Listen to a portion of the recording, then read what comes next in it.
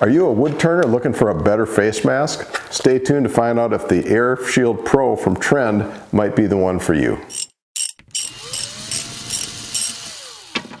Hey everyone, it's Paul, and a couple months ago I did a video unboxing the new Trend Airshield Pro and shared some initial observations. Now I've used it for probably a dozen or so days of turning, done some freestanding sanding with it.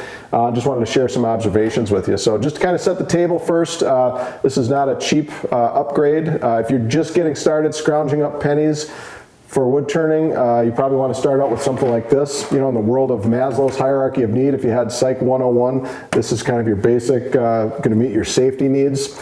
If you now are, ready for more, if you're a professional turner or do a lot of turning as a hobbyist, or are just ready to invest more in your hobby, this is a better way to do it for sure, but it comes in at around $400. And so you're going to have to lay out some cash to have this kind of ultimate face shield experience. But if you are ready to go down the path, I sure think that it's a worthwhile investment.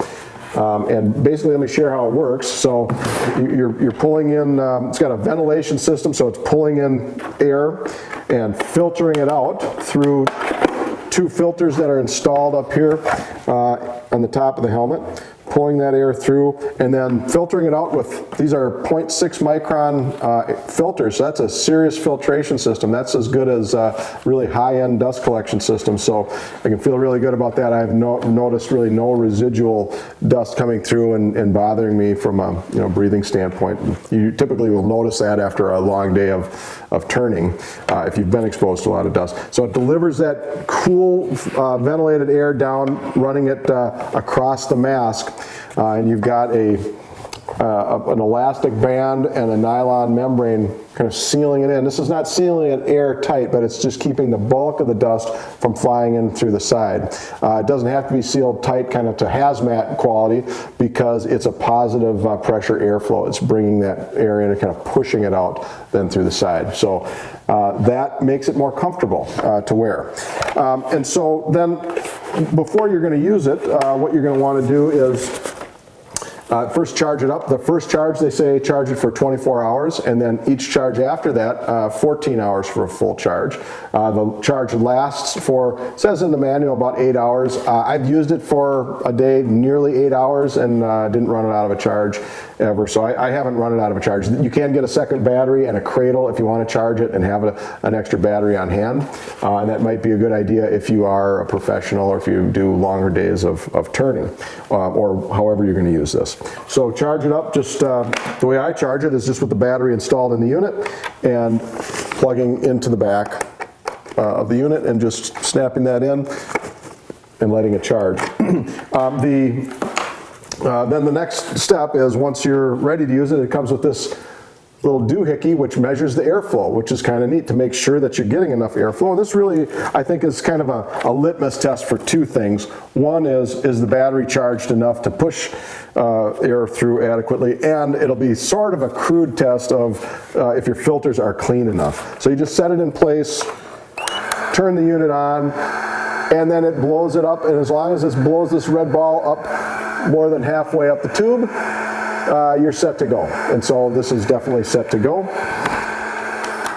Honestly, I haven't used this other than when I first set it up and now, and I don't know if I will use it moving forward. Maybe if I suspect a problem, but the filters, I'm just blowing them out with compressed air after a day or two of turning, just to kind of keep them clean. And it seems like that's pretty good. But I think if I'm in doubt, like if it maybe needs new filters, I would probably check it. And then using it first, the next thing before you use it is to fit it to your head. Now this is something that I didn't do quite right when I first had it. For the first couple weeks or so of turning, I had it adjusted using the headband tightening, which is one of the adjustments, but there's also an adjustment that I didn't know about because I didn't read the manual. Okay, I admit it, and that is removing this elastic band, and there's another little belt in there, and that you slide and put it on the right notch so that it holds it at the right head, at the right height. to give you the visibility that you want. So I was not very comfortable with it for the first couple weeks until I realized, oh, there's another adjustment. And since then, it's been really comfortable. I really don't notice much difference between wearing this or wearing a traditional mask. It is a little bit heavier, but once it's adjusted properly, it's almost unnoticeable, and it's very comfortable to wear. There's a couple of consumables. One is these adhesive shields that go over the face shield. I think this is a really cool idea.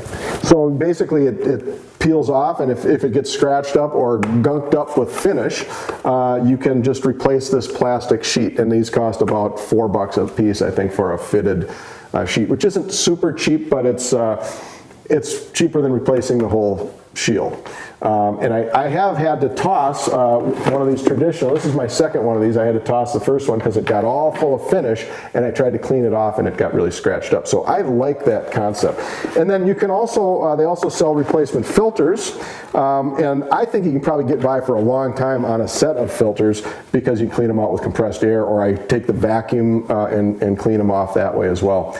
And but if you do need those, they sell those as well. A friend of mine has been using this for about 10 years or so, and he just replaced the filters for the first time. So, and he didn't think they really needed it, but he thought, oh, it's probably high time to do it. So anyway, they have the replacement parts for you if you need them. I find that I was a little bit concerned about the noise, having that fan running by my head. So I took a decibel meter and tested it with the unit running, and I tested at about 73 decibels, higher now because I'm talking right into it, but at about 73 decibels, right where your ear would be, which that's a pretty comfortable, and it really doesn't feel loud at all when you have it on. It's very comfortable, kind of relaxing sound, actually. Probably would help you go to sleep if you put it on in bed. So using it then is pretty straightforward, just like you would a normal mask. You're going to just pop it on, it tilts, so you can get it positioned on your head, then tilt it forward. I like to turn it on before I flip the face shield down, that way it won't fog up.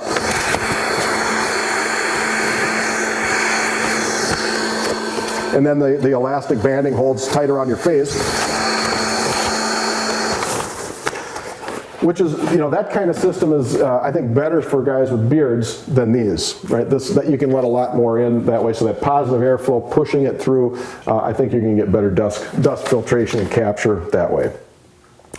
What I love about it, I love the cool air. I think that in the summertime that's really going to be nice, this just constant supply of cool air, the no fog, and the dust-free breathing when I'm sanding or even just turning, particularly if I'm turning something dry and it's just kind of generating that constant splattering of dust and just kind of hanging airborne. I just feel it's a much healthier turning environment. On the downside, I think the charge time, I think, is at 14 hours feels excessive. Could be, that could be ripe for modernizing that battery system. I also had a slight problem with the battery when I got it. It was kind of intermittently losing contact, just kind of sputtering on and off. And what I found was these contact points on the battery were flattened down, and so I just took a thin piece of metal, and I'm doing it now, and I can do it with my fingernail, and just prying them up a little bit, and then I reinserted the battery, and it was fine ever since. So it just made a good solid contact then with the system in there, so it would close the circuit, and it's worked fine. So.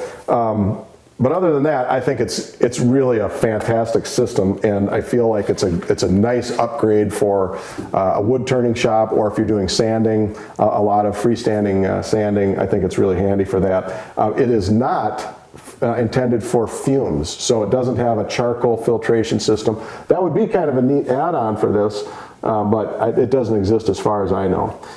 So that kind of wraps up my look at the Trend Airshield Pro. I'll have the link for it down below if you want to take a look at it. I'll also have the link to this traditional mask, which I really like, which is maybe between these two, you're probably going to invest $20 or $25 to protect your face and filter your air. Don't under any circumstance, turn without some kind of face mask. That would be my main number one message to you. It's a dangerous hobby, and you can get hurt really bad really quickly. So a good face shield is good. A good one with air filtration is even better. And hope you found this information useful. Take a look at that face mask. I hope you'll subscribe to the Tool Metrics channel for more woodworking, DIY, and turning videos. Thanks so much for watching.